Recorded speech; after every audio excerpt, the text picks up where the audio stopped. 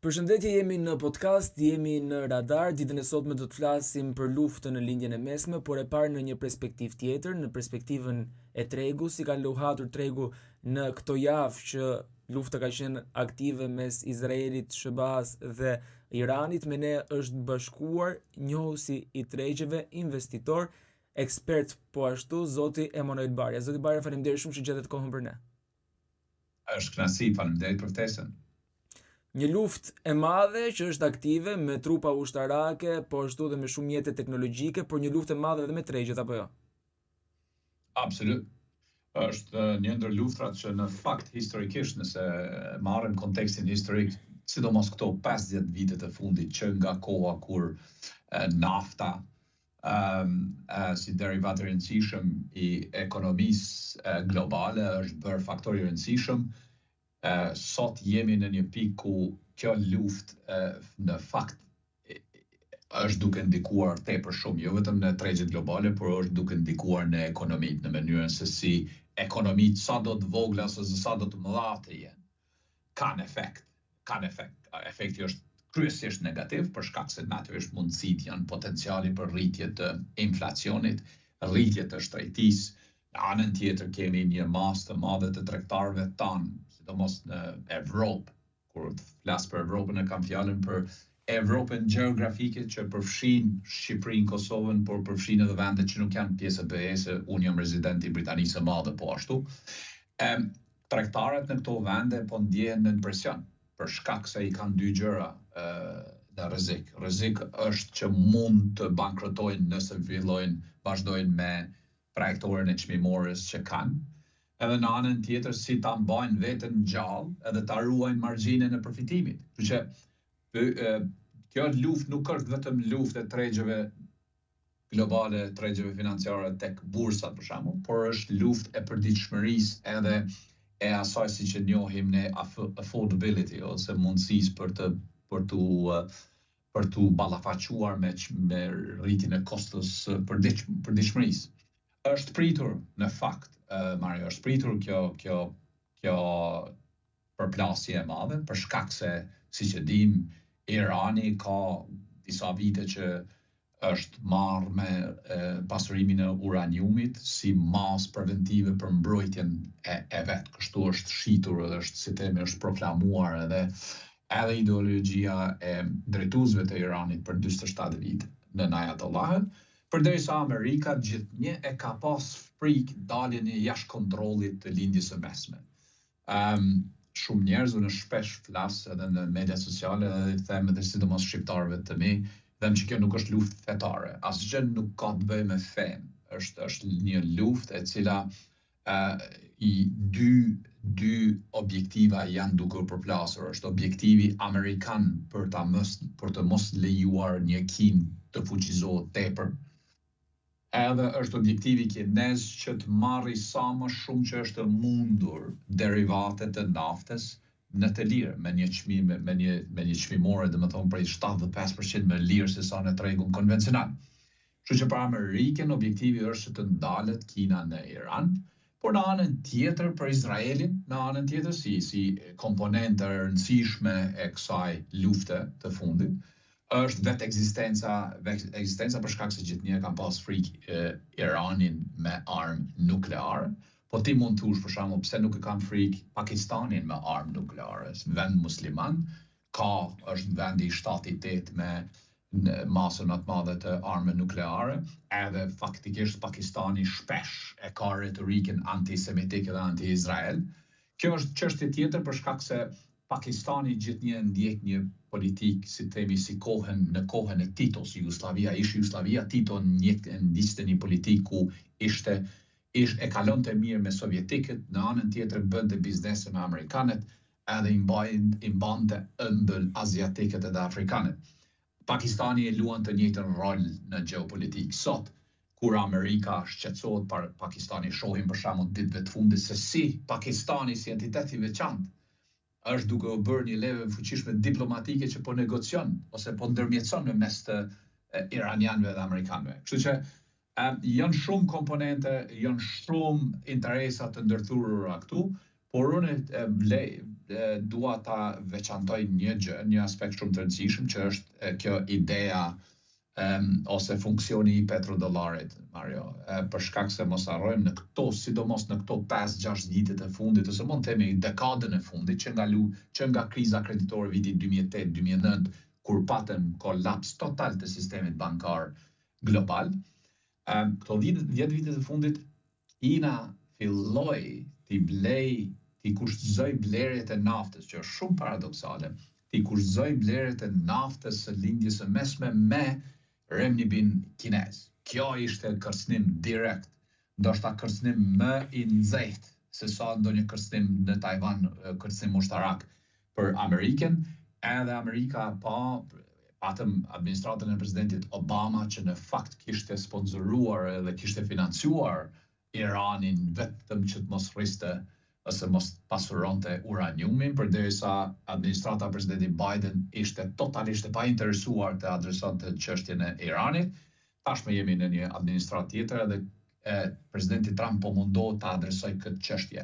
Çështja ekzistenciale për dollarin, Mario, mund ta flasim ne sepse dollari ka dy fytyra, i ka dy objektiva, mund ta flasim pak më vonë, por çështja ekzistenciale për Amerikën është mbizotrimi i dollarit tek nafta, sepse Mario fundit nafta është komponenti që përbën 6-7% e gjithë brutoproduktit global. Qartë, por teksa shohim të luhatje të tregjeve, ku është rajoni, ku jemi ne, ku është Shqipëria dhe Kosova, dy vende të vogla në dukje me një GDP që është shumë e vogël, krahasuar me vendet e mëdha evropiane, dhe sa mund ta përballojmë neve këtë luftë edhe zgjatjen e saj në kohë. Është shumë problematike për shqiptarët, për rajonin në përgjithësi, por jo vetëm, edhe për Evropën. Por në anën tjetër edhe për vendet e fuqishme dhe vendet aleate të Evropës, edhe të shqiptarëve, që është Turqia për shembull, që po ballafaqohet me një mas në ngritje të inflacionit stratosferik. Janë disa rreziqe për ne. E para është sa kemi apetit, qeveritë tona, sa kanë apetit për të ndihmuar konsumatorin shqiptar, nëse lufta prolongohet, sepse parashikimet momentalisht nga tregu janë parashikime të përditshme, që është kjo është shumë interesante të eksplorohet me tutje, Mario, nuk duhet ta zgjas tepër, por duhet ta tjerëzoj me koncizitet ta shpjegoj. Tregjet zakonisht bëjnë kalkulimet për një javë ose më së largu në fund të muajit. Blen asetet tua, duhet të qëndroj short këtu ose long aty. Tashmë kjo është thyrë, kjo konvent. Për 70-80 vite ke qenë short ose long, është thyra ajo. Tashmë je në paparashikueshmëri, unë e quaj dispersed uncertainty, ose një paparashikueshmëri, pasiguri shpërndar gjithandej. Pra ti nuk mund të bësh llogari tashmë vetëm llogari për javën tjetër se sa do jetë çmimi i naftës ose çmimi i bukës ose çmimi i mishit. Ajo është thyrë. Tashmë duhet bësh llogari të përorshme, sepse për orë, çdo orë, ajo price action, siç e thash më herët, ai veprimtaria e çmimit, çmimorja po luhat tepër shumë. Edhe është shumë problem për vende si Shqipëria, Kosova ta kontrollojnë këtë mekanizëm, për shkak se nuk I kemi levat. E thash më herët, nuk kemi edhe institucione financiare, përveç që I kemi banka qendrore. Banka qendrore e Kosovës ka varësi gati totale nga BCE-a evropiane, sepse ne në Kosovë përdorim euron si valutë zyrtare të Kosovës, përderisa banka shqiptare në Shqipëri e ka një hapësirë shumë më të vogël manovrimi monetar, natyrisht leku ndihmon nganjëherë heq një farë presioni edhe kompresionit të inflacionit dhe shtrejtisë në treg, por nuk kemi ne institucione financiare të cilat për shembull bursat do të ishin ato, nëse kishin pas bursa dinamike, bursat do të ishin edhe stabilizatore të çmimorës brenda vendeve tona, por nuk I kemi ato, nuk janë efektive. Në anën tjetër, kemi qeveritë të cilat janë duke rrit borxhin publik.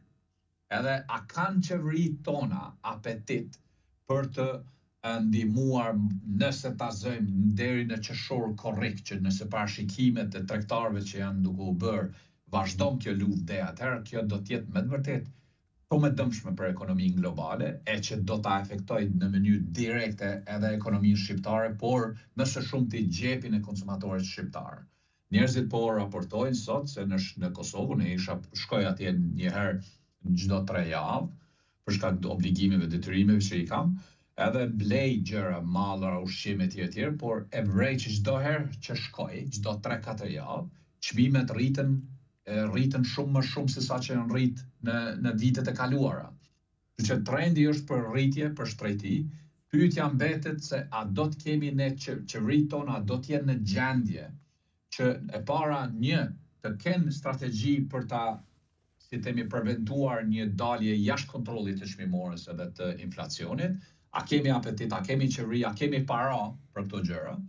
Edhe dyta, nëse shkojmë tek FMN-ja, sepse tashmë FMN-ja është në raportet e fundit, ata thanë në mënyrë të hapur e transparente që ne jemi duke u përgatitur të ndihmojmë disa nga qeveritë që janë në pozicione shumë më delikate, e ndërto qeverinë natyrisht do të përfshihen edhe Shqipëria e Kosovës, sepse jemi në pozicion delikat, sepse Mario, nëse kemi rritje të barreles, momentalisht është në 107-108, tendencat janë që mund të shkojnë në 120, disa shkojnë edhe në ato parashikimet apokaliptike ku thonë 200 me tutje, atë shumë problem do të jetë menaxhimi i kësaj çmimore dhe mënyrën se si do të reflektojë në përditshmëri. Kështu që a kemi hapësirë, sepse mos ta harrojmë fundit është sikur buxheti familjar, Mario. Ndoshta ndonjë vet si familje nuk ke llogari, nuk mund të shkosh në pushime, do sakrifikosh pushimet dhe të investosh para diku tjetër. Në disa raste mund është çështje vetëm e vetë ekzistencës. Edhe qeveritë ka gjasa që do të vijmë në atë pikë që nëse kjo luftë prolongohet edhe sepse jemi në javën e 5, javën e 6, nëse kemi prolongim edhe 1 muaj me tutje, do shohim pra që edhe sjellja kognitive edhe operacionale e qeverive tona, por edhe tregtarëve tanë do ndryshoj drastikisht. Zoti Bajra, po flasim për një luftë që ka si dhe shumë pasoja tregtare, e tham, por këto pasoja kanë ardhur për shkak se lufta është aktive dhe tregjet interpretojnë, perceptojnë një rrezik edhe për këtë përgatiten, apo për shkak të mbylljes së ngushticës së Hormuzit. Cila është arsyeja kryesore? Pra është një krizë artificiale globale tregtare apo reale? Jo, në fakt është reale, por i ka edhe ato komponentat e asimetrisë. Çka duhet të them me këtë? Nëse mbani mend, deri para 1 muaj, ishte koha kur të gjithë ne tregtarët, por jo vetëm tregtarët, ishin ekonomitë, ishin bursat, ishin bankat që ishin në një panik sepse pritnin shpërthimin e fluskës së inteligjencës artificiale. Çka ishte fluska e inteligjencës artificiale? Ishte ku shumë kompani të Silicon Valley, të luginës së silikonit atje, kishin investuar shumë në platformat e AI duke marrë para borxh nga bankat, edhe masa e borxhmarrjes ishte këtu, domethënë ishte tepër e madhe, përderisa përfitimi, margjina që merrnin nga këto investime në AI ishte tepër më i vogël, ishte gati 90-10, 90% borxh, 10% përfitim. E kjo në tregje është alarm. Po ky alarm vazhdon për 2-3 vjet dhe nuk ndodhi shpërthimi. Çka ndodhi? Asimetria u fut. Çka duhet të them asimetri? Asimetria u fut për Amerikën, edhe për Kinën duhet të gjendet një target tjetër, një objektiv tjetër për të vazhduar këtë diskursin publik, për të vazhduar edhe për të hequr vëmendjen e investitorëve nga frika e fluskës, shpërthimit të fluskës së AI, në frikën e shpërthimeve të çmimores së naftës edhe spostimit të vëmendjes tek lindja mesme.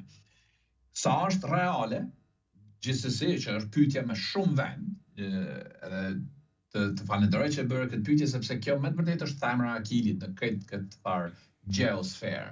Sa është reale është edhe artificiale, por në anën tjetër është më tepër një përballim për cili do të jetë më i fuqishëm ta sigurojë vetë ekzistencën e saj. Për Kinën është shumë e rëndësishme sepse Kina është një fuqi e re botnore.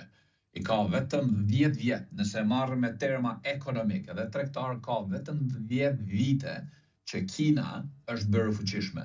Në aspektin teknologjik ushtarak, edhe teknologjik ka vetëm 3 vjet jetë. Përderisa si entitet politik ka gati 30 vite që është duke reformuar.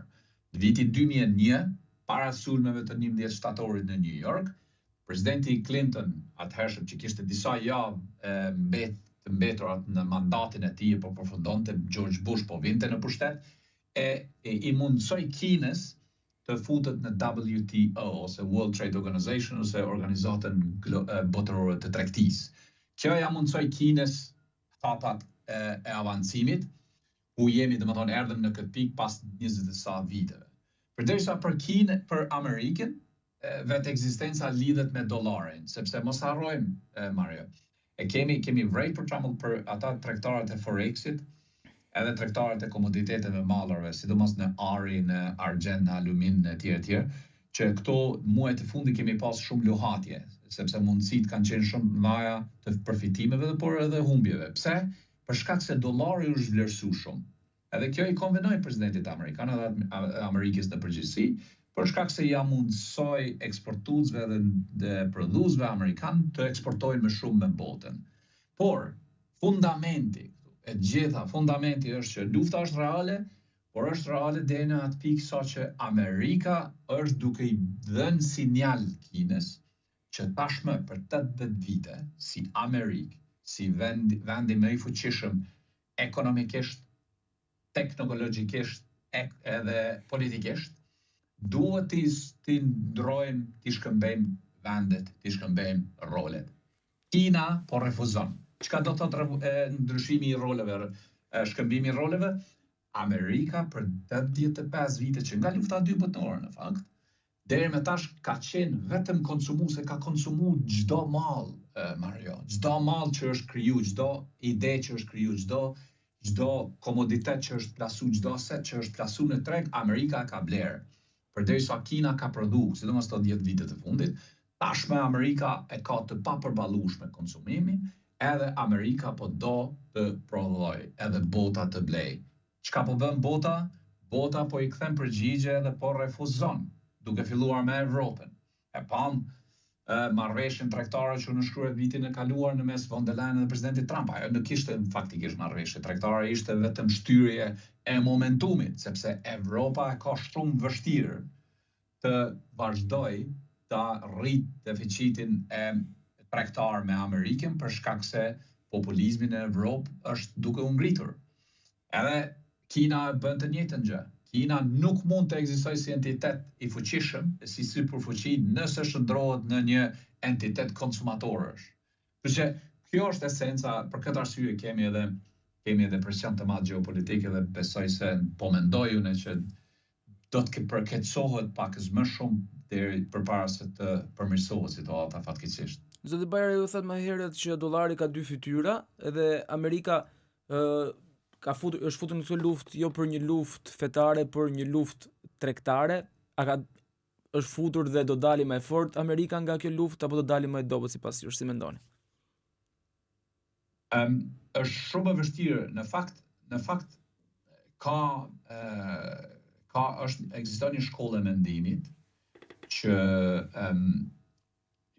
thotë që Amerika do del më e fuqishme për shkak se është ky koncepti i inventory concept, është koncepti i inventorit ose magazinimit, rezervave të shtetit. Për shembull, çka duhet të them me këtë? Amerika ka gati, domethënë prej kohës së luftës së Irakut, nuk ka pas ndonjë angazhim tjetër ushtarak gjithandej botës, për shkak se bota kryesisht ka qenë në paqe.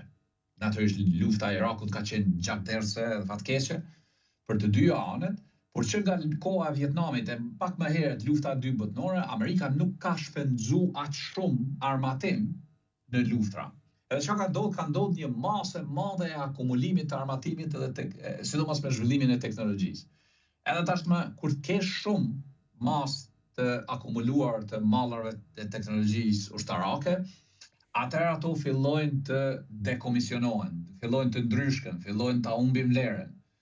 edhe tashme kompanitë që janë të fuqishme, edhe që janë aksionar të rëndësishëm në tregjet amerikane, por jo vetëm amerikane, tregjet globale që mbajnë e lubrifikojnë të gjithë sistemin financiar global, një ndër disa nga kompanitë më të fuqishme janë kompani që merren me armatim, që e financojnë armatimin edhe janë kompani që janë shumë të shpërndara në R&D, të involvuara në R&D, Research and Development, që krijojnë vlera të reja ushtarake për shkak se, Mario, mos harrojmë, Amerika dollari nuk mund të sundoj, nuk mund të ketë hegemoni ekonomike, politike, geografike, geopolitike, pa pas ushtrin me vete, pa pas një ushtri të sofistikuar. Kështu që dollari e ka mbajt domethënë këtë farë ekosistemin ushtarak, këtë farë military industrial complex, siç njihet, kompleksi industrial ushtarak.